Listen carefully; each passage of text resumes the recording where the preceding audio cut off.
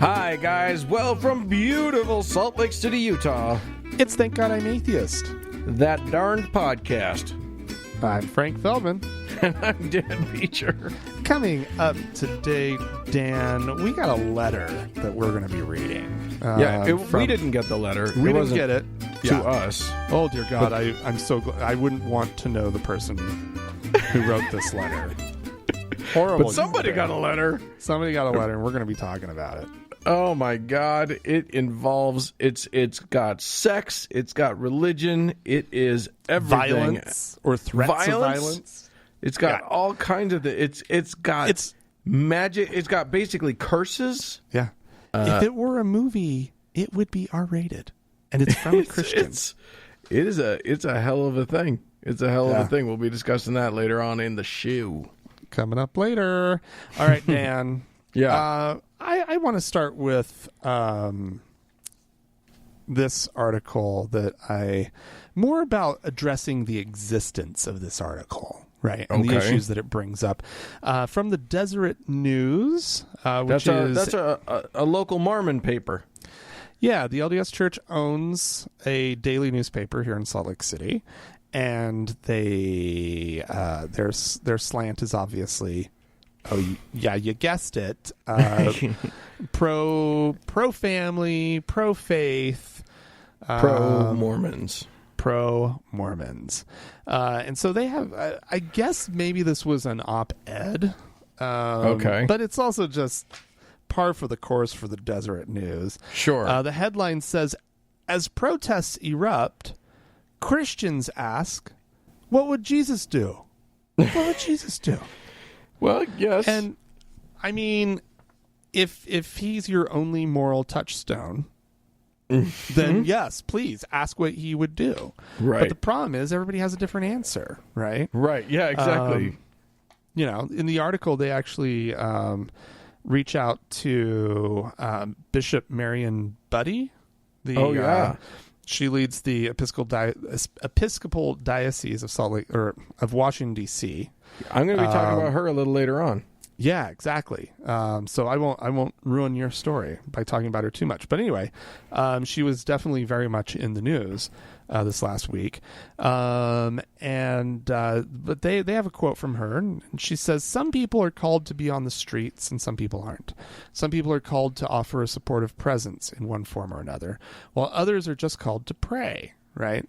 As far as this is in reference to, should you be out there protesting as well? Should you be out there, how are you being an advocate for the African American and generally the, racial minority groups in this country? Right. It's not like the topic isn't an important one as far as like prodding people, religious people, presumably conservative Christians, right? Who wouldn't necessarily be on the side of a lot of these protesters, and asking them hard questions about where they should be and what they should be supporting. I applaud that the article exists. Okay. But I'm tired of this, what would Jesus do? Like, we need to give the guy a rest, right? Like seriously. Well, it's a problematic question. Yeah. Because look, there's one Jesus, someone in Black Lives Matter might point out that Jesus, when he saw the money changers in the temple, threw a goddamn hissy fit, turned over their tables and started smacking them. Yeah. Started beating their asses. So hello, that's what Jesus might have done. And then somebody else might have said, well, Jesus would say, let he who is without sin cast the first stone. Right. I don't. So Jesus is against throwing stones, apparently. So, very obviously, you can't riot or whatever. And great, we can support all the positions.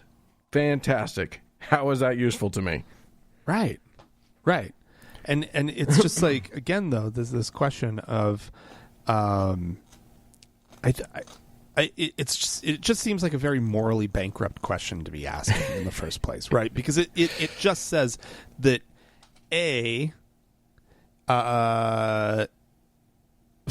like you, the person being asked this, you're supposed to just sort of know, right? Yeah. But also, it's that you're having to stop and think about this guy who lived 2,000 years ago, if he lived. But anybody I don't care who they were, right? Yeah. Who lived 2,000 years ago, they have no perspective on our current situations. What? How do you figure in this world? They have literally none. They're from a complete the time like I'm sorry it's not like, obviously the human condition is doesn't change that much, right, over time. Right. Like, we're still dealing with a lot of, we have similar emotional lives, probably, right, in a lot of ways, and we have the same wants and needs in those ways, right? We're still human beings, and so it's not like throw away any sort of ancient wisdom, right? But I don't care what Jesus would do, right? Right. I literally fucking don't. I don't. Yeah. I don't care.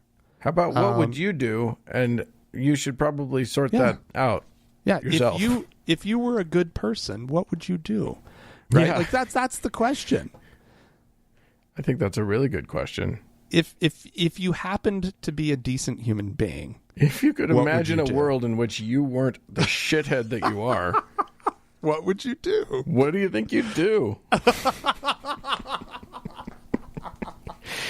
that's the question, right? That is the question. It is. Yeah. What would Jesus do? What would not what you're doing. What would the not shithead version of you do? What are the letters on that? How do you get that on a bracelet? WWTNSHVOYD. Anyway, nice. Yeah. All right. Well, I'm gonna talk about another shithead who needs to check in with himself. Jerry Falwell Jr., president of Liberty University, who you'll be shocked to learn pissed off some black folks recently, which you'd think that guy, of all people, would be just awesome for them. Mm-hmm. But indeed, no. He recently, in an attempt to call out the governor of the fair state of Virginia, where where Liberty University is located, because the governor, Ralph Northam, was requiring mask wearing, and of course Falwell was just, he was one of the first. He was a pioneer in the mask denying world. If you'll recall, we talked about Liberty University deciding that they were going to have classes almost instantly. That it didn't end up happening, or ended up being weirded out. So something ended up going squirrely with it, but they were certain they were going to have classes again, and this whole thing's just a hoax anyway. Right. Anywho, he decided to mock the governor by saying that he would only wear a mask if it contained the picture of that particular governor, Mr. Northam, from the 80s, where he very ill-advisedly went to a party in blackface. So thought that Falwell thought this was a really good dig on Northam, and tweeted a picture of a mask with Northam in blackface on it, and standing next to someone in a KKK costume. Oh my God! Yeah, it's a great costume. It's a classic. It goes over well every year. But yeah, it was the 80s, and for those of you who weren't around for the 80s, that was a different time. We had different standards back then. Nevertheless, it's a terrible thing that Governor Northam did, or at least that people claim Governor Northam did. So, but unfortunately for Jerry Falwell, Mr. Jr., he didn't anticipate that the black community would not like that joke very much. even though it's supposed to be a joke on Governor Northam, no. Nobody likes it when you retweet something about when you tweet a picture of somebody in blackface and use that as a prop for your own beef with somebody else. So a whole bunch of African American Liberty University students and former students and alumni are calling for him to step down as president of the school. They wrote a letter that says, "You have belittled staff," and this is beyond just this one tweet, but the tweet was sort of the lightning rod of the whole thing. And the letter said, "You have belittled staff, students, and parents. You have defended inappropriate behaviors of politicians, encouraged violence, and disrespected people of other faiths," they wrote. "Your heart is in politics more than in Christian academia or ministry." Wow. Yeah. And one Liberty U professor, he's a professor in their online university, an African-American by the name of Christopher House, quit over the whole thing. So, oops. I guess he kind of stepped in it on that one. Well, it's really hard to imagine him stepping in it, right? Because it just never happened. Like, well, he's always got things so figured out, right? But really, considering how much his followers love his bullshit, it's almost hard to imagine that he can do anything wrong. Because like Trump, the people that like him will let him get away with any goddamn thing. But apparently not everybody is like that. So that's nice to know. Yeah. Okay. Yeah. Well, Dan. Yeah. On the heels of that story, LDS Church President, that's the Church of Jesus Christ of Latter-day Saints, as they want to be called these days. The Mormons. The president of the church, Russell M. Nelson, who last year, or maybe it was 2 years ago, met with NAACP officers, right? Kind of like top officers, and had a little nice little sit down and nice little chat, and it was kind of a thing. And the church has been, trying to be helpful and outspoken on issues of race, right? They're trying to, right?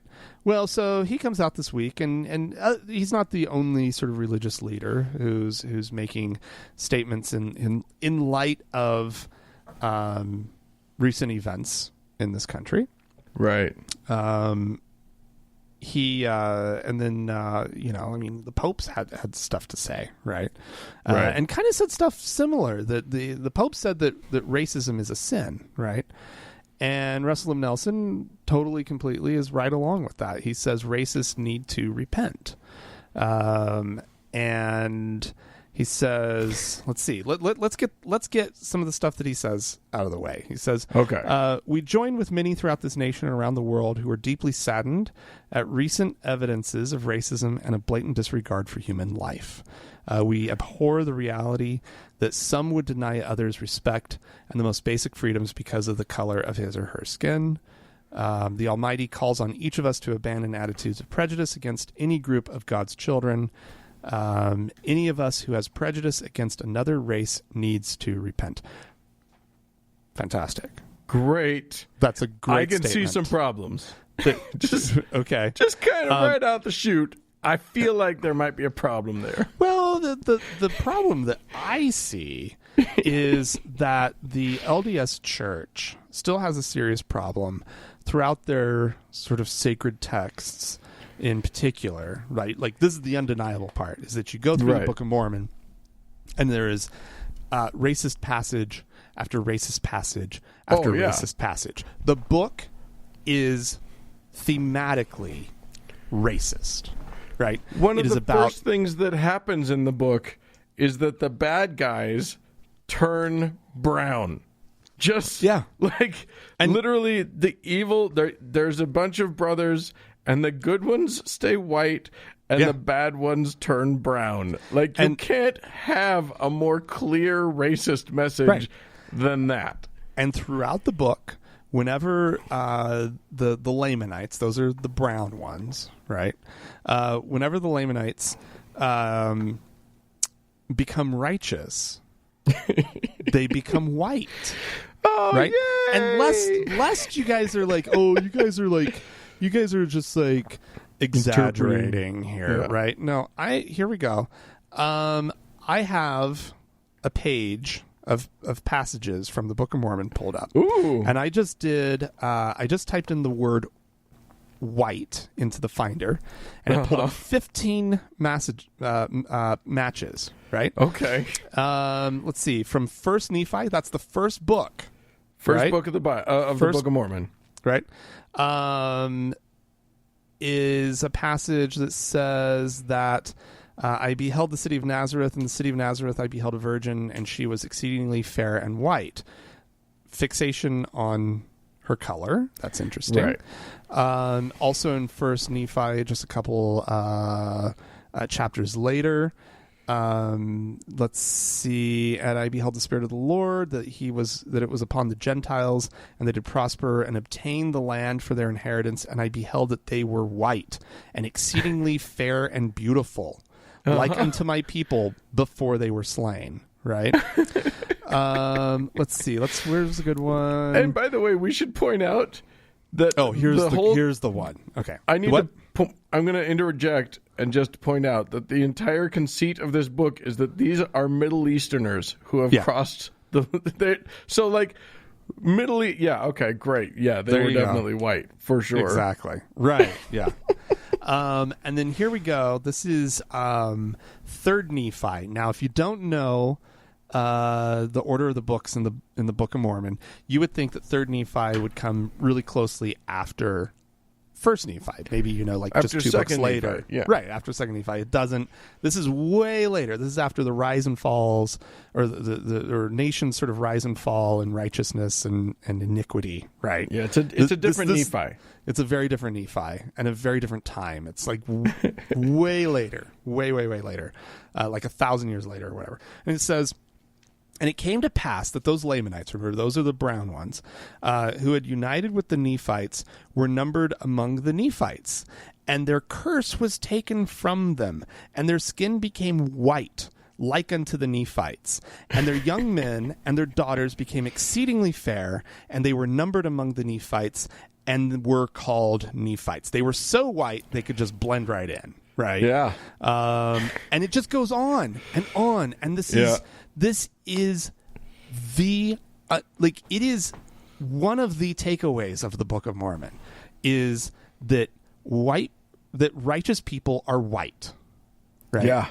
Righteous people turn white over the course of generations if they continue in righteousness, or immediately. There's actually one story that it's like very, very, very. Actually, the one I just read. There's no time frame there, right? No. I love but here's the thing: it's not like they confined that to the times of the Book of Mormon. Mormons for decades for a century believed that brown people who were righteous could just over their lifetime become more white. I've heard Mormons say that. The president. I've literally like this. Yeah. This is, in my experience as a Mormon, right?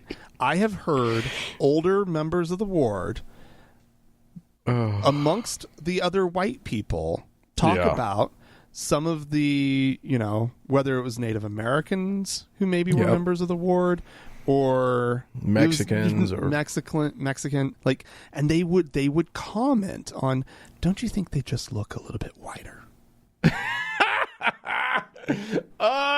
They would say it. And where did they get it? They got it from their most sacred book. And so, so looping back to Russell M. Nelson, right? Yeah. And the fact that he would dare call racists to repent, which I think is a good thing, right? Sure. I think racists being called out and being told that they need to change is a good thing. But to do so without facing your own racist problems as an organization is hypocrisy at its finest. Yeah. Oh, yeah. This is a guy who's the head of a church that oppressed black people until the late 70s, well after the rest of the country had sort of figured it out, at least on an institutional level, that like there's supposed to be some equality there. Yeah. Like way late in the game, they do this. And did they ever apologize for any of the bullshit that came before? Did they ever do anything remotely like a repentance? No. Fuck no. They swept it under the rug, and if anyone brought it up, they got offended. Literally have never apologized ever. Yeah, because as Utah was a slave territory, which just fucking blows my mind. Yeah, how in God's name? Yeah. We'll need to read it, but there's a new book that just launched by Joanna Brooks, who's a faithful Mormon. I think she's still faithful, but it's about white supremacy within the church, and I want to read it. Oh, wow. Yeah.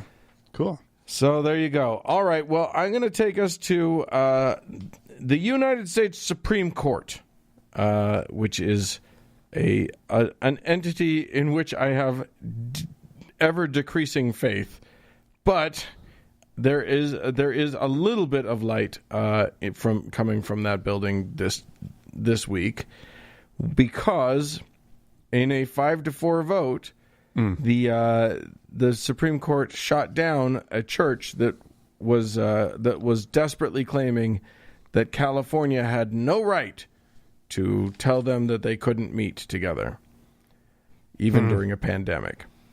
Yeah, it's pretty remarkable. Yeah, Roberts, across the political divide, so to speak. Yeah, Chief Justice Roberts, who apparently is starting to go, oh shit, they'll call this my court in the history books. I gotta be on the right side of a few of these things. Well, people have always sort of said this about Roberts, that he would, that he values the court's balance as much as anything, right? And so he's willing to side with the liberals on the court, or in order to sort of help maintain that balance. He's actually a fascinating character. I don't like him and I don't agree with him usually, but like at least he's an intellectually how do you say? He has an intellectual integrity, I guess, is probably the best way to say it. The dissent was written by frat boy Brett Kavanaugh, who basically just said, "But it's a church; they should be able to do what they want." Yeah, over and over and over for several pages. Just copy and paste, right? So, well, I mean, that's great news. It's great news. Yeah, it's a great development, right? So in this country, yes, indeed, the government is allowed to say it's not in the interest of the public and their health for you to meet, and you still have to listen to them, even if Jesus told you not to. Good. Awesome. Yeah. All right, Dan, I've got some prophet news. I love prophets. They're just so much fun, right? Who doesn't love a good prophet, man? Because they're the best. They just spout off. They just say whatever's on their mind. Like last week, wishful thinkers is basically what they should be called. Right, Well, wishful thinker T.B. Joshua, who is apparently he's quite famous in Nigeria. Okay. He came out mid-March and said that the coronavirus will go away all by itself on March 27th. Oh, okay. Oh, he had a date. Yeah. And he also gave himself tons of time, right? That's some bold prophesying when you see the world totally crumbling, right? Yeah. And people just getting sick left, right, and center. To pick a date that's only 12 days later, right? That's smart. Yeah. But I guess if you're just going to make stuff up, you might as well just make it up. But here's the thing. Imagine if he had been right. That would have blown everybody's mind. He was shooting the moon, I guess, on this one. But let's see. What were some of the details of this that I wanted to bring up? He says, I came out at the beginning of this year saying last year will end in March, and the year will continue to be very fearful until this month. What? This month, on the 27th, it will be over. By the end of this month, whether we like it or not, no matter the medicine they might have produced to cure whatever, it will go the way it came. So, of course, it didn't go away. And I don't even know what that means. It will go the way it came. Suddenly it'll go back to China? I guess so. I don't know. So he came out afterwards, and he goes, "Oh my God!" Yeah. And this is always their defense, right? I love it. It's not always their defense, but it's so commonly their defense. And he goes, "What I meant was spiritual, not physical." Right? Yeah. He says that men of today lack understanding, and it clearly shows how people perceived his revelation. He said, "I meant coronavirus would vanish spiritually the way it came. As I speak, the virus is no more in the spirit realm." Angels are not getting it at They're all. They're safe. Angels are safe, which is wonderful. He says, I didn't specify. God. He says, get this. I didn't specify, so why would people conclude I meant physically? Oh, men of today lack understanding. It's obvious when you think about it. Instead of taking time, when you really put your mind to it, oh my God, what is he talking about? Like, why would you say that to a group of people who are obviously concerned about the coronavirus, right? Which is something that up until this point, I guess we didn't know that it existed spiritually, right? And that it was a problem for angels. And so, like, you're going to have to spell this out for us, dude. Like, if you meant spiritually, that would have been a good thing to say back then, right? Yeah. Say if by you the want 27th. Us to take your prophecy seriously, you got to give it to us in whole at the beginning. Yeah. I mean, we won't be able to test it. You'll still just be able to say that you were right all along, right? Right. Never fear, everybody. The angels are safe. It's not in the spiritual realm at all. Everybody, we did it, everybody. We got rid of the virus. Stop making your spiritual respirators and your spiritual masks. We appreciate you sewing them at home so to send off to the angels, but don't worry, they're safe. Oh, my God. The Lord hath provided. Yeah. Amazing, right? Oh, my God. So stupid. Prophets, man. They're not great. Let's just put it this way. Even Nostradamus got, let me just do a quick calculation, 0% of things right, unless you stretch and bend everything to beyond the bounds of it possibly being a thing. I don't know. Didn't he predict World War I? Yeah, okay.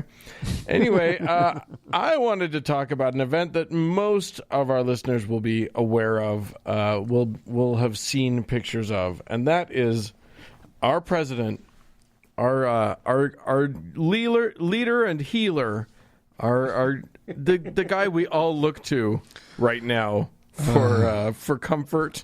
Please don't. There is no comfort anyway, there. Donald Trump. In the midst of all of these riots, no, let's not say riots, because there have been a few riots, but really minimal rioting. That's just what's getting all the press. In the midst of all of these peaceful protests against police brutality, one of the most brutal moments of the entire week came when Donald Trump decided he wanted to go and pose with a Bible in front of a church. Yeah. And of course, this started with there were people protesting in front of that church peacefully, kindly. Mm-hmm. There were little tables set up for medical help. If you needed some medical help, you could get some water if you needed it. It was just a cute little protest, just, sweet. And then suddenly, jackbooted thugs came in with tear gas and flash grenades and, literally gassed them off of away from the church, including the church's own parish priests. They all gassed them away, and then an hour later, up comes Mr. Trump with his prop Bible, which is amazing because if you guys have seen the pictures, it's like he's never held a book before in his life. The man looks so awkward. Every time he holds it, he's holding it awkwardly in front of himself, a foot and a half away from his body in case it burns him, or he holds it kind of up and away from himself. It's kind of like he's the weirdest. He's holding it, wondering or asking the crowd, "Whose is this? Whose does this belong to?" Somebody lose a book? Anybody? I found a book. It says Bible on it. Oh my God, it is so creepy. And he just stands there with this blank face and dead eyes and just holds it. And he did this at multiple religious locations over the last few days. And I gotta say, first of all, the bishop and the priest for that Episcopal church that he did the first thing to, both disavowed the event completely. Yeah. They weren't checked in with at all. They both said it was the opposite of what Jesus would do. Yeah. And disavowed it completely. And then he just kept doing it. He went to a Catholic shrine to Pope John Paul. That's a big thing with his wife, who she claims to be Irish or to be Catholic. So okay, but they went there, and I don't know if you've seen this video, Frank. I watched the video of them standing in front of this, 15-foot tall statue of the Pope, and there's a moment, you guys, you got to look it up. There's a moment where he grabs her hand, and there are lots of different videos of her swatting his hand away when he tries to grab it, which is creepy and hilarious and scary and all the things. It's very clear that, she does not want to be anywhere near this man. He grabs her hand, and she knows she can't let go, but she, jerks, and it is terrifying. It's genuinely, it feels like, what a kidnap victim would do or whatever. Her response is crazed. But yeah, they even apparently tried to put on a show of praying there, because one of the big complaints of him going to the other church was he didn't even try to pray. Right. He didn't. Yeah, I mean, so you mentioned Marianne Buddy Budd, the bishop of the Episcopalian church that he stood in front of. She said he didn't come to church to pray. He didn't come to church to offer condolences to those who are grieving. He didn't come to commit to healing our nation. Right. All the things that one would expect and long for from the highest leader of our land. Yeah. Which is true, because what he had said just a few minutes before that was that he was going to send in the military if the governors couldn't get the protesters in line. It's insane. It's absolutely insane. But she spoke real truth, right? Her comments and I've seen her in an interview, since. She's not asking for she's completely reasonable, right? Right. She's just don't use us as a prop, right? You're still welcome here, sort of speaking, to him, I guess. She says that he's welcome. Just come and do what he opened himself up to this. Yeah. If he had just called and said, "Hey, we want to do something in your church. Can we work with you on that? She would have said yes. She would have said, let's issue a joint statement. Let's calm the people. Let's blah, blah, blah. He just fucking walked over. Yeah. It's amazing to me. He opened himself up to all of these criticisms. Whereas if he had done it the right way, he would have the blessing of the religious community. Yeah. Instead, it wasn't just her. The Catholic Archbishop of D.C., the Reverend Wilton Gregory, said, here's his quote. I find it baffling and reprehensible that any Catholic facility would allow itself to be so egregiously misused and manipulated in a fashion that violates our religious principles, which call us to defend the rights of all people, even those with whom we might disagree. Wow. These people are not pulling punches. Yeah. So there you go. Well, ladies and germs, if you guys have anything you'd like to say about Donald Trump in front of churches or any of the things we've talked about today, you can write to us, podcast@thankgodimatheist.com. Or call and leave the voicemail message. The telephone number is 424-666-8442. Yeah, go to the Facebook page, facebook.com/TGIAtheist, and click the like button. And while you're there, search for the TGIA Members Only Lounge and request to join. It is a closed group, but we will let you in. Also find us on Twitter @TGIAtheist.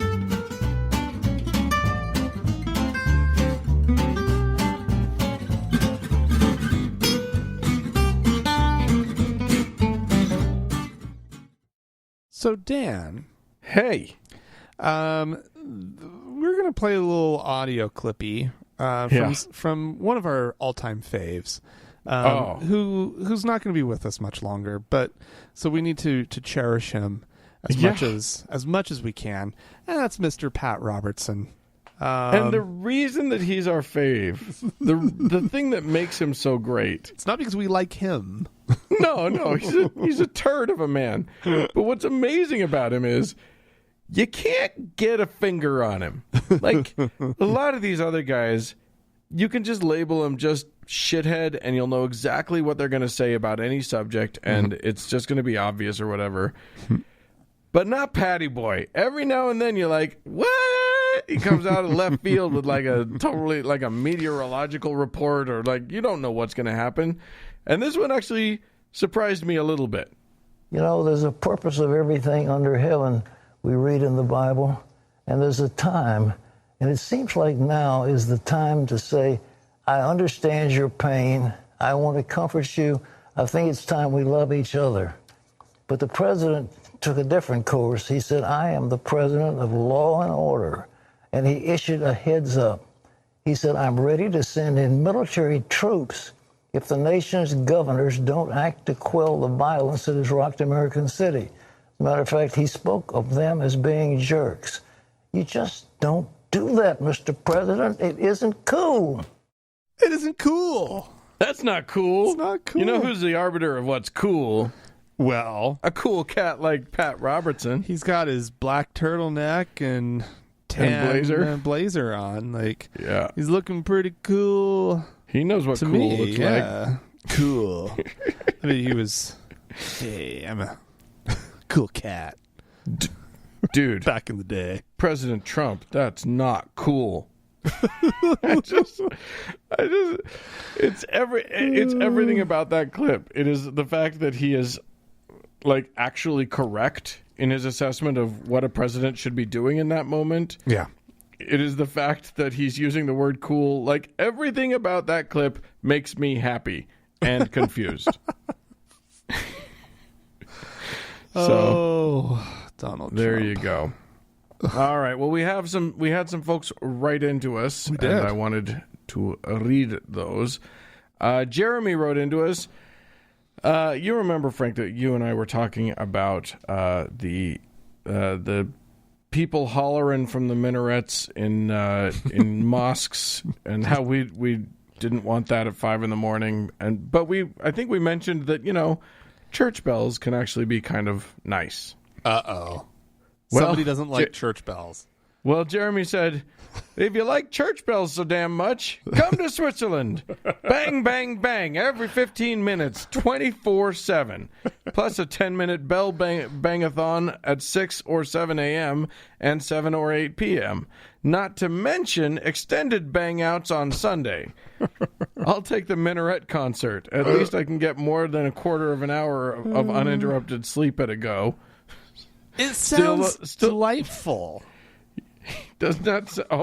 Does it? I mean, not if you're right near the church. Not if you're near the church. I mean, I lived in Rome, for crying out loud. Like, I know something of church bells, and elsewhere in some smaller towns in Italy. Like, I wonder if it is different for Switzerland, just because they prided themselves on their clocks for so long. Is that what it is? They just very needed to show off their bell ringing. They're like, it's our only thing. We can't bong a Swiss Army knife. We've got to go with the bells. Yeah. No, I don't know. Like, okay, yeah. Any of this could be taken to an extreme, right? Yeah. But if I'm going to take one versus the other, I don't know. Dong, dong, dong. That's a little bit more tolerable. Yeah. I don't know. I agree. Although, I've never tried to live next to a church that did everything every 15 minutes. That does seem excessive. A bit much. Right. And 6 a.m. in the morning also seems excessive.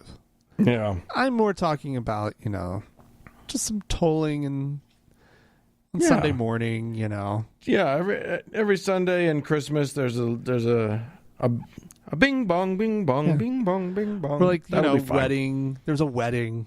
Sure. Ring the bells. How am I supposed to know if there's a wedding without you ringing those bells? Weddings are big for me. I think you have a voicemail that you should play. I do. This is from a young listener of ours. And he has a question. So let's hear what he has to say. Hey guys, this is Connor from Durham. I'm a high schooler. And I identify as agnostic. But specifically not atheist, because one of these things that obviously I don't think any of the present religions are correct. I see loopholes in all of them and how logical fallacies exist.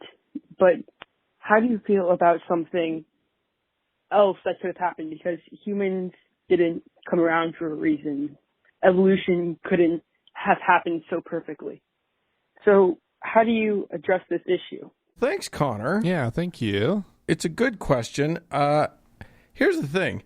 You're going to have to define perfectly for me, because I don't think humans are remotely perfect. Right. I think humans are a goddamned mess. But we like to think of ourselves as sort of the culmination of evolution, right? Or as these superior beings, these amazing, if God didn't create us, right? How are we so amazing? Well, guess what? We're slow. Uh-huh. We have cognitive biases like crazy. Yeah. I have nipples. Why the hell do I have nipples? Tailbone, appendix. What's that? Right? Like we are have a these mess. Vestiges of vestigial organs, actually, that come from that are useless. Why are they there? Well, they were useful at one point. Not now. Why do we have? Why are our eyes like kooky weird? Just there's a hole in all of our vision that our eyes have to just sort of train out, but it's there. We can't actually see very well. Why is our breathe hole the same as our eat hole? Yeah. That makes no sense. The fact that we can choke on our food is the stupidest design choice of all time. Like, it's such an easy fix. Whales breathe out of one hole and eat out of another hole, and they're doing great. It's very clever. It's just put the breathe hole in the back. Apex. They're worked out perfectly for them. Yeah. Yeah. It's anyway. it's so easy to look at us and think, oh, we're great. But if you look a little closer, no. Right. I mean, we're good. Like when you get a bunch of us together, like we've evolved to be a really cool species as a sort of organized unit. But you put one of us up against almost anything in the world, and we lose. We are a sad species if there's only one. Yeah. So, I mean, to the question, right? Yeah, which all of this has been in response to. I personally I think I kind of know maybe where the root of this question is. It's if you grew up being told that everything was sort of created and designed, right? Right. Like it can be hard to look at the world and shift from the wonder of God's creation, which is one way to look at it, right? And to shift to the wonder of the cosmos, wonder of like that it did all happen, right? That it somehow came together, and we do have this moment of consciousness, right? Right.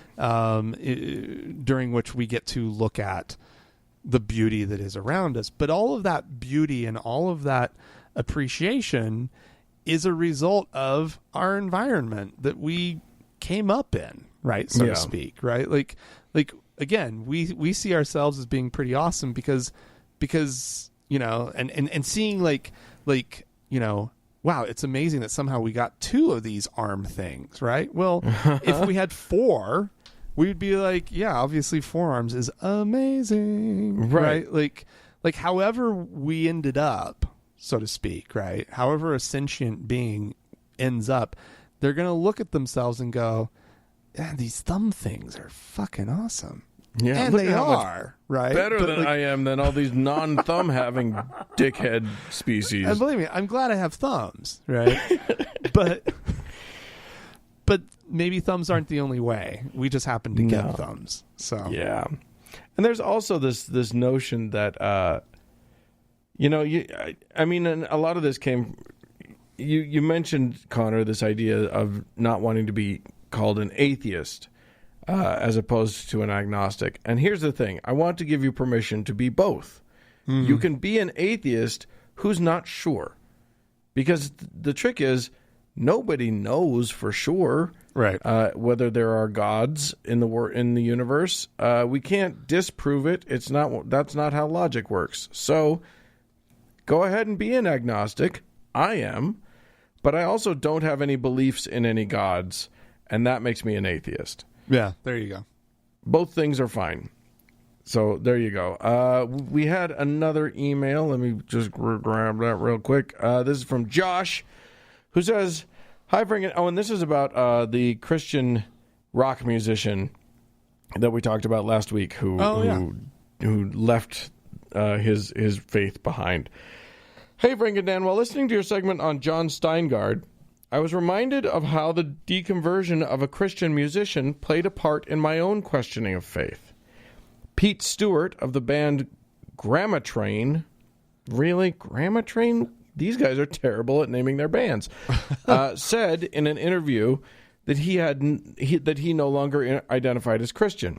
At the time, it upset and confused me, but it was one of the many things that, when taken together, gave me permission to step back and ask whether I truly believed in all of what I'd been taught about God and religion. And hey, these days I spend my Sunday mornings listening to Thank God I'm Atheist, so I think we know where that path took me. To me, the public deconversion of someone like John Steingard isn't for or about us as an atheist community. I'm not worried about him speaking on behalf of non-believers. I see this as an invitation to those with whom he has influence to start asking their own questions. Deep down, his story will probably play a part in someone else leaving religion the way that they were raised in. It may not be what ultimately persuades anyone, but it will likely be a catalyst for somebody like Pete Stewart was for me. I think that's an awesome perspective. I think that's a really good point. Yeah. And it's kind of shocking to me that we didn't touch on that even in the slightest. So We missed that one entirely. That is a fantastic point. Shocking that we missed something. Really? Yeah, I know. You and I are usually exactly on the ball. We are like the razor's edge of perfection. But that time we missed a very big part of that deal. So yes, Absolutely. I'm glad to hear that worked for you, Josh. Yeah. And hopefully you're right. Hopefully this guy leaving his shitty band and their shitty faith behind will help somebody else. All right, and then we have another voicemail, Dan. Cool. This is from a listener by the name of Alina. She has a question. What's in a way, it's almost like it's kind of a dating question. So she definitely came to the right gurus on that front for advice. Yeah. So let's have a listen. Hey guys, it's Alina from Texas. I'm in a little bit of a situation. There's a guy who I've known from work for a few years, and recently he decided to really just turn on the charm, and he's been hitting on me. And I've told him, I'm not looking for romance, and I'm really not interested right now, and, you're not for me. But he just wants me to go to church with him. He wants me to be in the faith with him. And I keep telling him, I'm an atheist. You need to find a woman of faith. And I think that me telling him I don't believe in God makes him like me more because he wants to save me. And I've said it very clear, and it's gotten to the point where I started avoiding him. And I don't want to have to block him because he's not a bad guy, but he's a little too thick to understand what I'm trying to say. I don't know. Just wondering what your thoughts are. Well, I have a few thoughts. Well, yeah, I do too. By the way, hi, Alina. If you're the Alina that we met when we were in Texas, hi. Yeah, I got a lot of thoughts on this, but go ahead, Frank. What do you got? Well, I kind of, I want to start. Well, the thing that really kind of caught my attention was just sort of the idea of sort of the unrelenting pursuer. Right. Yeah. The guy who thinks that if he just that maybe Alina is playing hard to get or something like that. Yeah. No right? means maybe. Come on, you guys. Yeah. And so, I mean, that's a problem right there. Right. Like Alina says that he's a good guy and doesn't want to, block him or have to avoid him or whatever.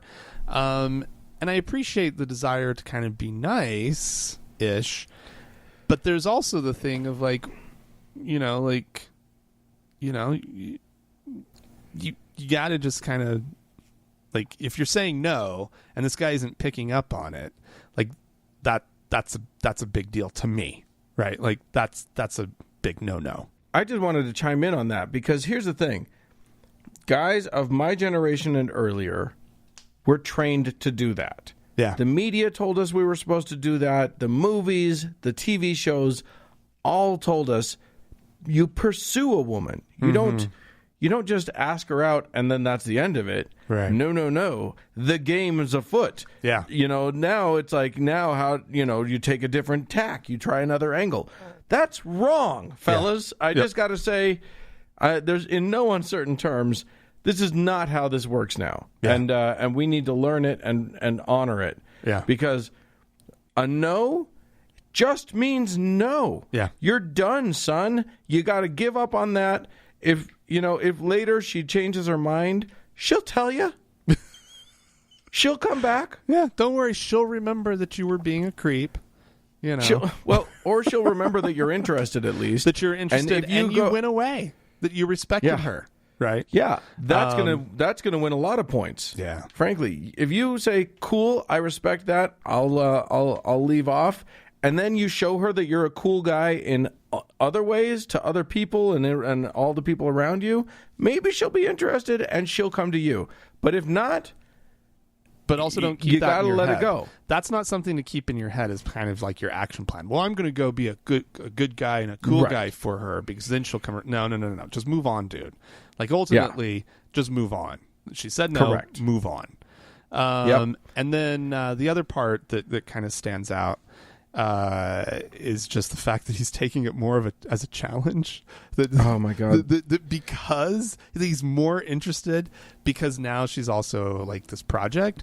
This guy is bad news. Period. Like, get away. It's just move on. Again, Projects there's a training problem here. Like, right? There's a problem of how he's been trained here, and that problem is that his church has told him that someone who doesn't believe is a golden opportunity to save them. You can bring them to Christ and you get to be their savior. Yeah. And there's nothing grosser in the world than a savior. So don't try to save another person. Be there for people. That's great. Support people. Awesome. Yeah. Don't try to save somebody. That's gross. But Alina, as far as like how you're going to deal with this or handle it or whatever, that's on you, girl. I mean, it sounds like you've been direct with him. Yeah. It sounds like more directness might be required if you want to salvage the friendship. It sounds like really what needs to happen is you need to sit him down and say, listen, you're really bothering me right now. Yeah. This has gone too far. I have said no too many times and you're not hearing me. And we can't be friends if you continue this way. Right. Yeah. And I want to be your friend, but I'm not going to be your friend if you can't honor my boundaries. Right. And also respect who I am. Yeah. Right. Yeah. Yep. Why would he want to date someone who, like, yeah, okay. It's just dumb. Because it makes such a great story, Dan. Like, they'll be able to tell their grandchildren about how grandpa saved grandma from, you know, a life of atheism. Yeah, Nope. exactly. Nope. It's gross. It's gross. All right. Well, do we have some folks to thank? We do, Dan. We have 3 new patrons on Patreon. Actually, Dan, before we even get to all of that, I have something of an announcement. We have officially, now, longtime listeners of the show, people who've been around for a little while, will recall that for a while we were running a campaign on Patreon, right? That we had goals, right?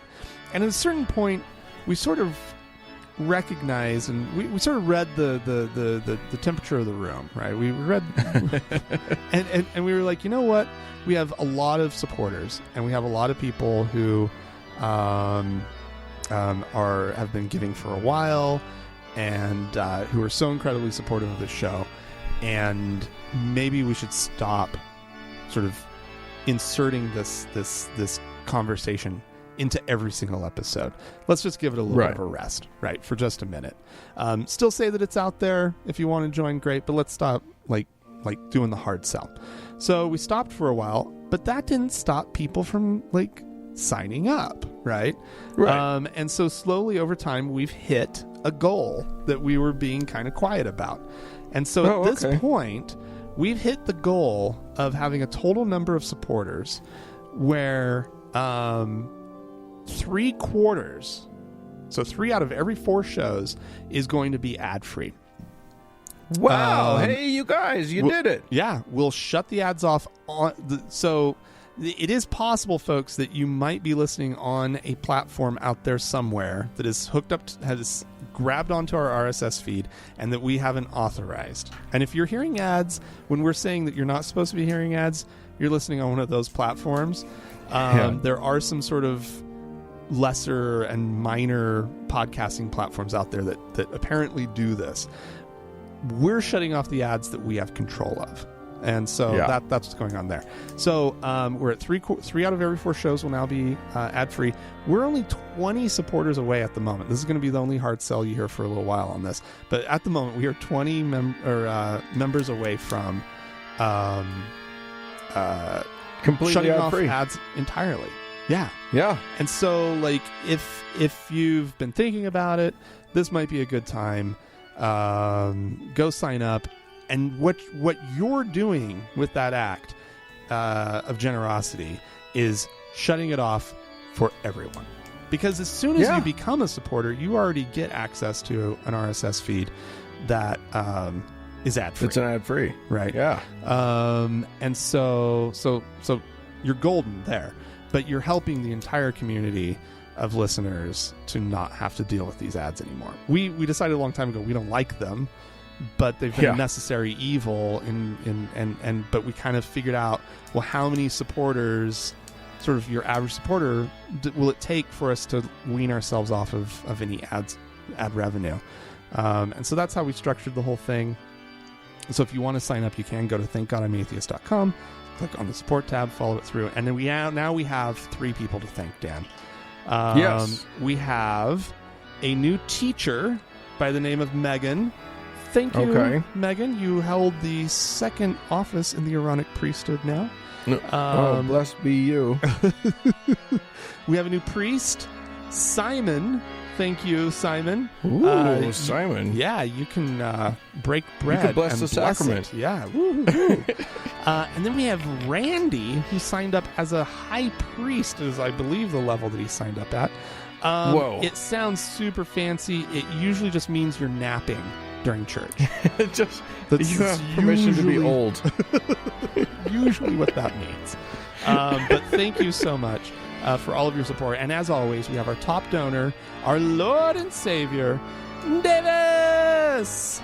Yay! Well, thanks all of you. You're amazing. If you would like to join the ranks of the people who give a little bit to this show every week, please feel free to go to thankgodimatheist.com, click the support tab. It's so easy. You decide what level you want to support us at, and we'll just appreciate you. Thanks, guys.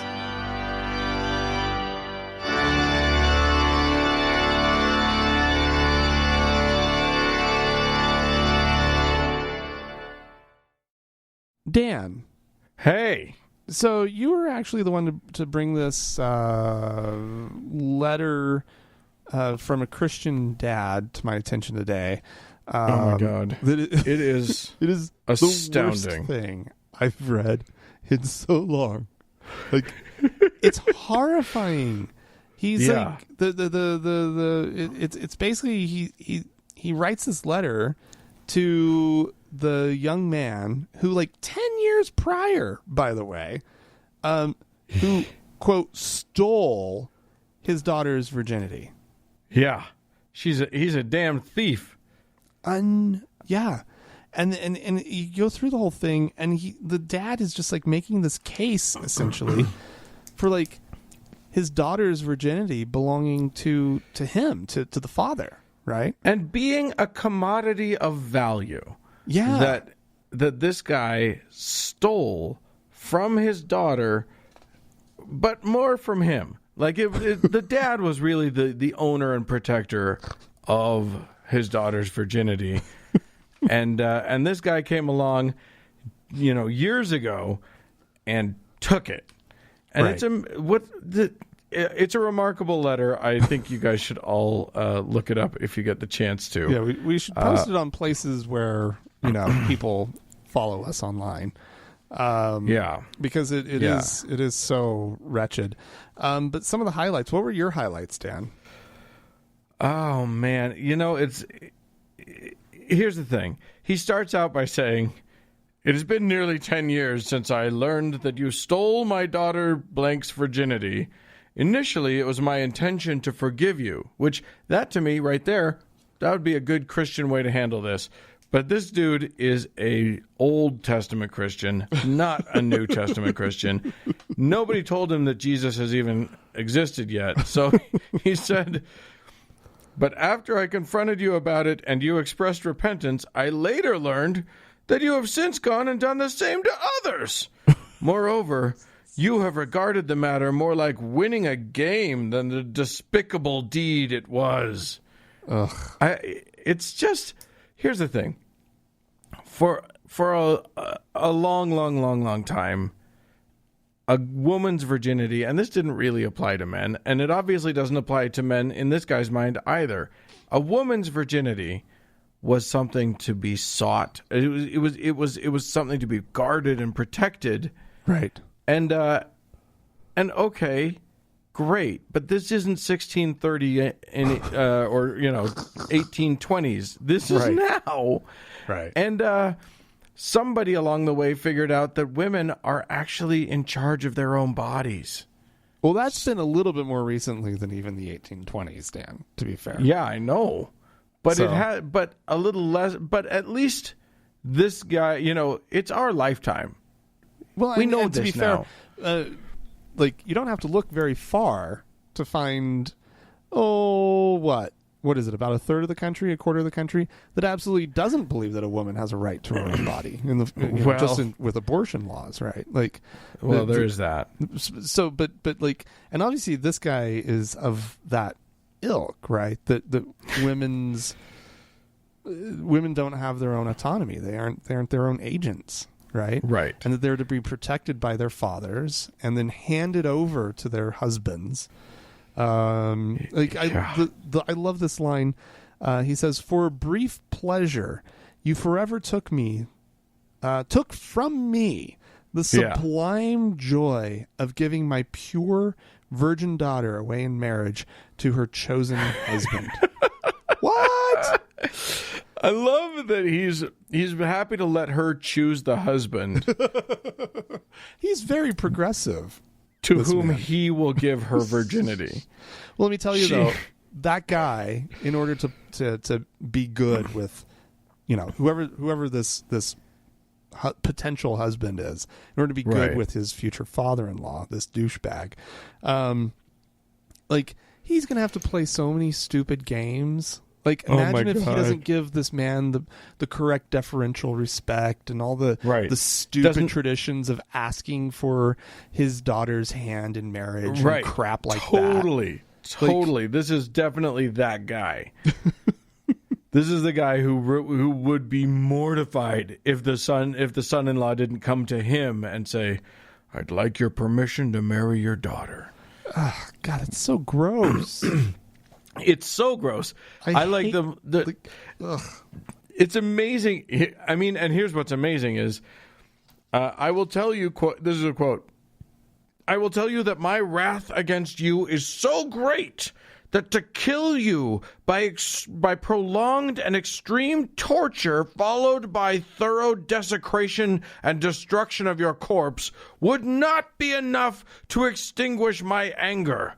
However, I am restrained from doing violence against you by the sole fact that I have given my heart to our Savior Jesus Christ. Yeah. Oh my God, you're mentally ill." And ill, and a really good Christian, apparently. Yeah, a true follower of Jesus Christ. What would Jesus do?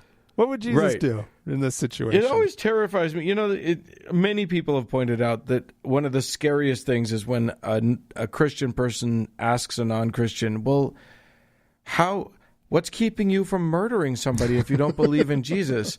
This guy clearly thinks that if he didn't believe in Jesus, it would be he would just have to murder. He'd have to do straight up, he would go full Dexter on this dude. Yeah.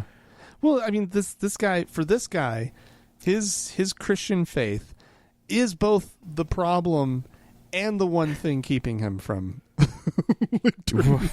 right. Okay, thank God, I guess, in some way, but also isn't that the same faith that's gotten him to this ridiculous fucked up point? Now, I mean, the guy's a Neanderthal, and maybe he would have been a Neanderthal anyway. Who knows? And I probably shouldn't malign Neanderthals, actually. Here's the thing. We said something about mental illness before, and he may have some sort of mental illness, but he may not. And, there's nothing wrong with having mental illness. Right. But this guy, it may well be that his only mental illness is his religion. It may well be that the only thing that is fucked in his brain is that he believes this nonsense, and he goes through it. Yeah. He's got a list, he wants to get litigious about it. Yeah. But he knows he can't go to the courts because there's nothing to prosecute in man's law. Right. But he's going to go to God's law, and oh my God, he has a solution. Yeah. He has petitioned the courts of heaven to I can't do it. So I have petitioned the courts of heaven to take from you and give to me that which is your dearest possession, your youth and all the goods that goes with it. Specifically, this is a direct quote, I demand divine restitution that will age you and rejuvenate me 49 years. And he has math to support the 49 years. Yeah, he's done the calculations on that. Therefore, if from this date you discover that you have aged significantly or are aging rapidly, know that it is not a medical condition. It is the judgment of God. You do not have reverse Benjamin Button syndrome. You are being punished by the Lord. So, like, I'm reading that. I'm like, so, like, in this guy's mind, were like the ancient prophets who lived to like be like 900 years old or whatever, right?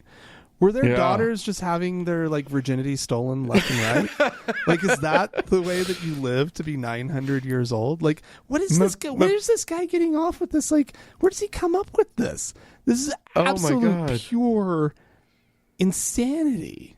Yeah, and he goes through a whole bunch of different like reasonings for it, you know, biblical passages that he thinks grants him the right to this. It is amazing. Yeah. And truly, I guess, I mean, is the takeaway from this that this is the logical conclusion of Bible literalism? Because it kind of feels like that's what it is. I mean, the problem with Bible literalism is that you can, I mean, just as easily, well, no, I guess it's going to take you 1,000 different directions, right? Oh, that's true. But you can just manipulate it however you want. And Sure. it's still literal, right? Yeah. It's still the literal word of the Bible. Well, except for that other part that you're not paying attention to. And that other part that completely contradicts the stance that you just took, right? Like, right. But I believe literally these specific parts of the Bible that I'm picking and choosing. I believe them literally. oh yeah. And I'm ignoring the rest. And here's the question that I sincerely would want to ask the dad, or this dad guy, is I want to know if he had sex before marriage. Oh, interesting. Right? Like, who did he steal what father out there did he steal the virginity from? Because that's also the trick here, question. right? Is it stealing the virginity from the father? Yeah. Which is quite the sexual act for a 17-year-old, I would assume, right? Like, yeah. It's amazing. Yeah, her virginity belongs to him. And